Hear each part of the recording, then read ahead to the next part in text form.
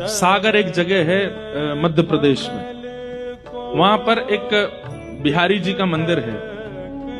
बहुत ध्यान से सुनिएगा। तो वहां बिहारी जी का मंदिर है, तो वहां बिहारी जी की गौशाला भी छोटी सी,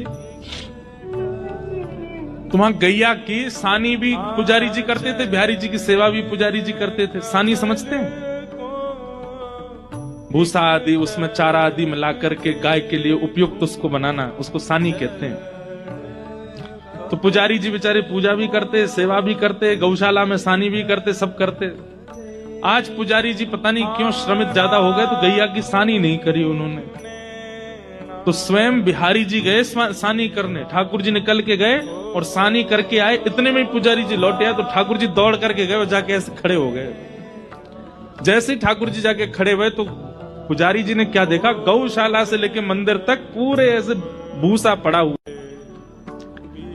मंदिर में जैसे ठाकुर जी को था, ठाकुर जी के हाथ पर गैया की सानी के वो सब भूसा लगे हुए थे।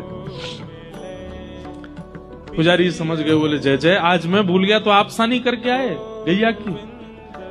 तो ये कथा हम सुना रहे थे कथा में, तो हमने केवल ये बताया कि पुजारी जी ने देखा कि ठाकुर जी के हाथ में सानी के भूसा लगे हैं, पुजारी जी के नेत्र सजल हो गए।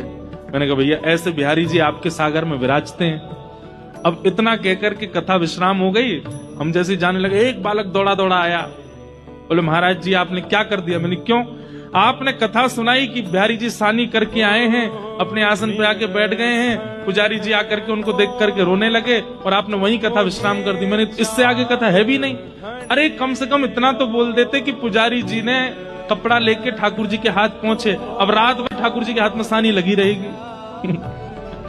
आपने कथा वही विश्राम कर दी।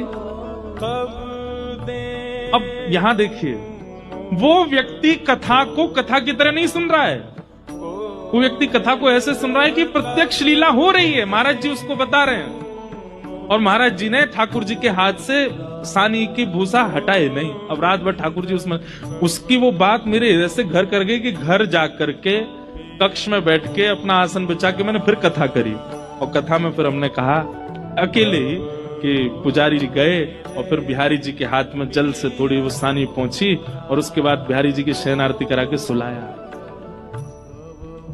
इसे क्या कहते हैं? इस भावना को कहते हैं चैतन्य। क्या कहते हैं? आप जो यहाँ लीला सुन रहे हैं, आप जो यहाँ भाव सुन रहे हैं, ये केवल एक वक्तव्य नहीं है, ये कथा नहीं है, ये प्रत्यक्ष लीला है। ठाकुर जी चैतन्य है।